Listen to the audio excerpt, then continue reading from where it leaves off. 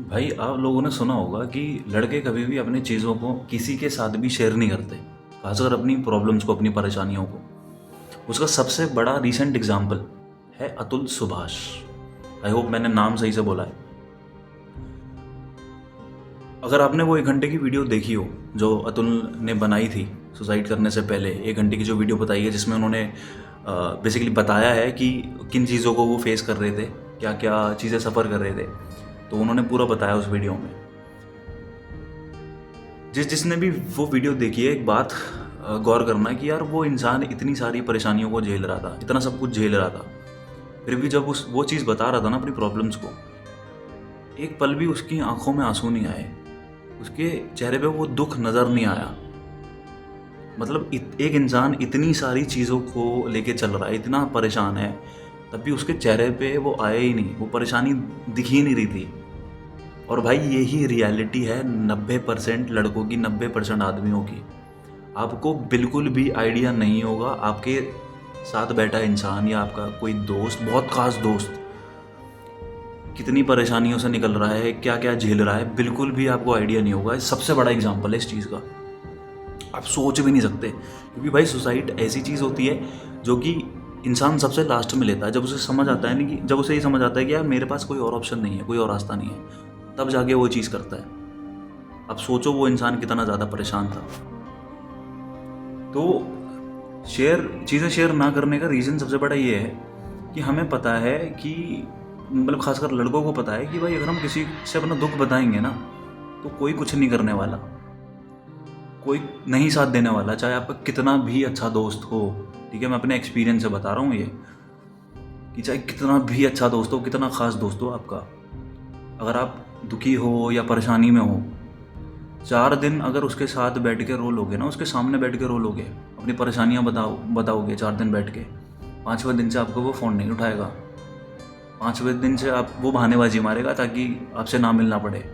क्यों? क्योंकि भाई आप मिलोगे, अपने दुखड़े रहोगे, ठीक है, परेशानियाँ बताओगे, तो हमें पता है भाई ये चीज़, इसलिए हम किसी से कहते ही नहीं है।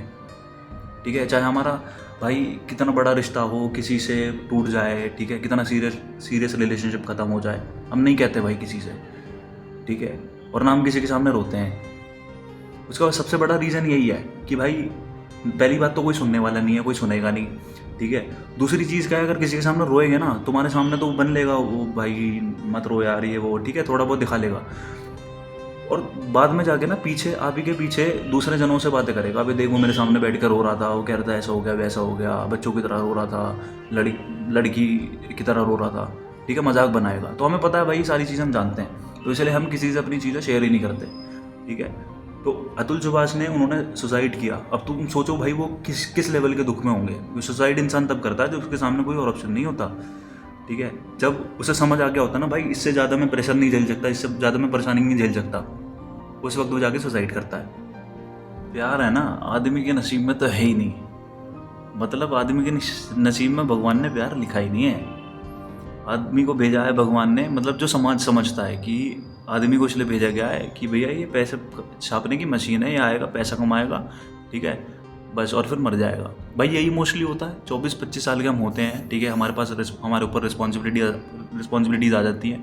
ठीक है, उसके बाद बताओ भाई, जब तक बूढ़े नहीं होते तब तक इंसान भाई आदमी काम करता रहता है। जब तक भाई उसके बाल सफ़ेद नहीं हो जाते, जब तक उसके भाई पैर जो है ना जवाब नहीं दे देते, तब तक वो काम करता रहता है। 60-70 साल का हो जाता है। तो आदमी तो भाई इसीलिए आया है, आएगा पैसा कमाएगा, ठीक है, रिस्पॉन्सिबिलिटी उठाएगा और एक दिन चला जाएगा। ठीक है, सारे अपने जो भी है वो अपने अंदर लेके वो अपने चले जाएगा।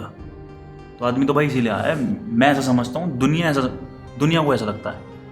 ठीक है, खासकर भाई लड़कियों को। भाई आदमी हो तुम, परेशानी झेलना ही तुम्हारे लिए सॉल्यूशन है, उसके अलावा कोई और सॉल्यूशन नहीं है। ठीक है, सुसाइड कर लेना तो बिल्कुल भी नहीं है। तो भाई जब तक भगवान दुख दे रहा है तब तक सहते रहो। ठीक है, कहीं ना कहीं कैसे ना कैसे भाई वो निकाल ही देगा इन चीज़ों से तुम्हें। ठीक है, वक्त आने पे बस उसका इंतज़ार रखो और भगवान पे भरोसा रखो। ये स्टेप कभी भी मत उठाओ भाई। ठीक है, अपना ख्याल रखो, अपने परिवार का ख्याल रखो।